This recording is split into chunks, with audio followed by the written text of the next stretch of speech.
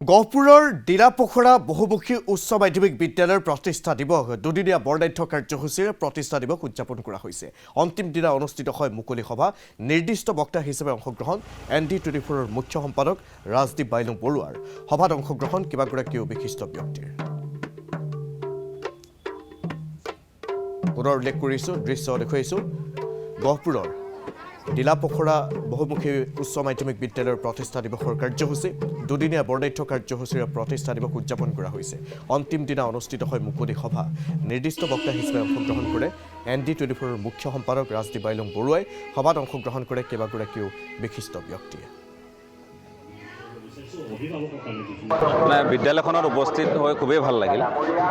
চৌদিশৰ পৰা আমি যেতিয়া ৰাজহুৱা খণ্ডৰ বিদ্যালয়ৰ আমি যেতিয়া নেতিবাচক খবৰবোৰ পাই থাকোঁ, এনে এখন বিদ্যালয় য'ত 100% ফলাফল আমি প্ৰত্যক্ষ কৰিছোঁ বিগত সময়ছোৱাত, আৰু এতিয়াও তেওঁলোকে সেই ধাৰাবাহিকতা অক্ষুণ্ণ ৰাখিছে। 31 বছৰৰ এখন বিদ্যালয় আৰু ইয়াত মানৱ সম্পদ গঢ়াত এই বিদ্যালয়খনৰ যিটো ভূমিকা, আৰু আটাইতকৈ ভাল লগা দিশটো হ'ল যে এই বিদ্যালয়খনত আজি মুকলি সভাৰ পাছত সাংস্কৃতিক সন্ধিয়াৰ কিছু কাৰ্যসূচী, আৰু এই কাৰ্যসূচীত এনে কোনো ইয়াত বোলে শিল্পীক নিমন্ত্ৰণ জনাই গীত মাত পৰিৱেশন কৰিব বা তেনেধৰণৰ পৰিৱেশ নাই। ইয়াত সন্মানীয় শিক্ষাগুৰুসকলে এখন ভাওনা তেওঁলোকে পৰিৱেশন কৰিব, আৰু ইয়াত সভাটো আমি দেখিছোঁ যে এই বিদ্যালয়ৰ ছাত্ৰ ছাত্ৰীয়ে ইমান সুন্দৰকৈ তেওঁলোকে বৰগীত এভাগ পৰিৱেশন কৰিলে।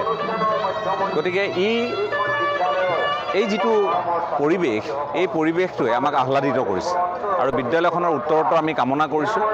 এই বিদ্যালয়খনৰ সন্মানীয় অধ্যক্ষৰ পৰা আৰম্ভ কৰি ইয়াৰ শিক্ষাগুৰুসকলক আমি অভিনন্দন জনাইছোঁ। ভৱিষ্যত দিনতো তেওঁলোকে যাতে মানৱ সেৱাত এই ধৰণে ব্ৰতী হৈ থাকে, ছাত্ৰ ছাত্ৰীক বিদ্যায়তনিক শিক্ষাৰ লগতে আধ্যাত্মিক শিক্ষাৰ যিটো পৰিৱেশ তেওঁলোকে দি আছে সেইখিনিও যাতে অটুট থাকে, এইখিনিয়ে কামনা কৰিছোঁ। বিদ্যালয়খনিয়ে 31টা বসন্ত পাৰ হৈ আজি প্ৰথম দিনত ভৰি দিছেহি।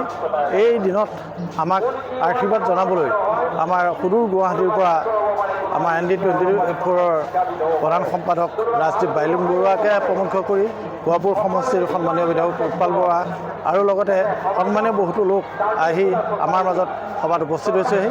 আমি তেখেতলোকক আমাৰ বিদ্যালয়ৰ কৰ্তৃপক্ষৰ তৰফৰ পৰা অশেষ ধন্যবাদ আৰু কৃতজ্ঞতা জ্ঞাপন কৰিছোঁ, আৰু লগতে আশা ৰাখিছোঁ যে আমাৰ যিসকল প্ৰাক্তন ছাত্ৰ ছাত্ৰী আমাৰ বিদ্যালয়ত আহি এই সমাৱেশত অংশীদাৰ হৈছে, যে তেখেতলোকৰ যি বৰঙণি, সেই বৰঙণিত আমি